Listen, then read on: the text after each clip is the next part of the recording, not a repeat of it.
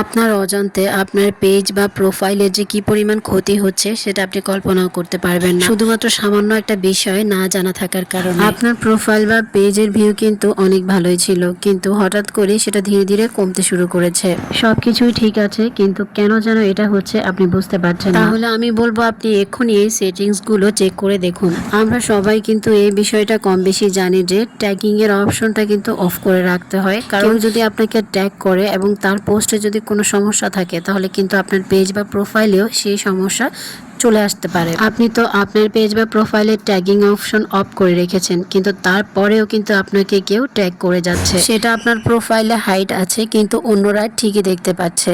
তো আপনি কিভাবে চেক করবেন যে আপনাকে কারা এভাবে ট্যাগ করছে? ভিডিওটা শেয়ার করে অন্যদেরকে এই বিষয়ে জানার সুযোগ করে দিবেন। তো চলুন কিভাবে আপনারা বের করবেন যে কারা আপনাদেরকে এভাবে ট্যাগ করছে এবং কিভাবে এই ট্যাগগুলো রিমুভ করবেন। আমি আমার আইডি থেকে সরাসরি আপনাদেরকে দেখিয়ে দিচ্ছি। এইটা চেক করার জন্য প্রথমে আপনি আপনার আইডিতে চলে আসবেন, তারপরে এক কোণায় দেখবেন যে 3 ডট একটা মেনু আছে, ওখানে ক্লিক করবেন।